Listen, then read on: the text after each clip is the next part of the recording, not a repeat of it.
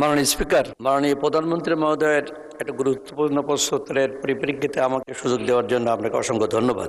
আমরা দেখেছি, শুনলাম কুয়াকাটাকে আন্তর্জাতিক মানের একটি পর্যটন কেন্দ্র করার জন্য সংশ্লিষ্ট 7টি উপজেলাকে নিয়ে একটা বড় পরিকল্পনা, কম্প্রিহেনসিভ প্ল্যান করার পরিকল্পনা মাননীয় প্রধানমন্ত্রী বলেছেন।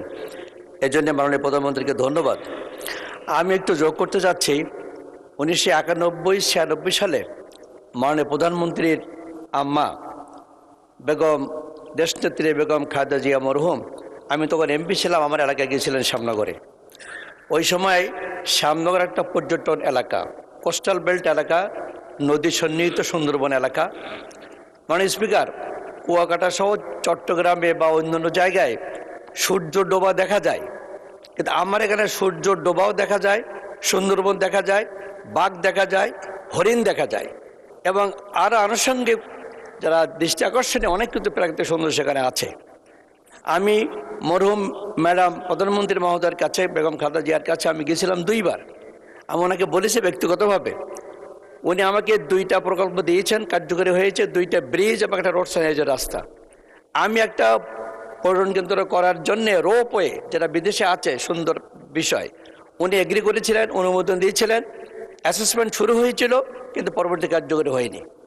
আমি মাননীয় প্রধানমন্ত্রী মহোদয়ের কাছে আমি জানতে চাচ্ছি, আমার শ্যামনগরে বানভাসীর ভিতর দিয়েও পর্যটনকে শক্তিশালী করার জন্যে, দেশের আয়ের জন্যে, জনগণের দৃষ্টি আকর্ষণের জন্যে একটা পর্যটন কেন্দ্র এবং রোপওয়ে তিনি আমরা ওখানে করবেন কিনা, আমি বিনয়ের সঙ্গে জানতে চাচ্ছি। মাননীয় প্রধানমন্ত্রী। মাননীয় স্পিকার, মাননীয় সংসদ সদস্য, আপনার প্রশ্নের জন্য ধন্যবাদ। মাননীয় স্পিকার, আপনাকে ধন্যবাদ আমাকে এই প্রশ্নের উত্তরটি দেওয়ার সুযোগ করে দেওয়ার জন্য। মাননীয় সংসদ সদস্য, আমি তো আমার প্রধান প্রশ্নের, মেইন প্রশ্নের মধ্যে একটি উত্তর আপনাদের সামনে উপস্থাপন করেছি যে আমাদের ওখানে কি পরিকল্পনা আছে।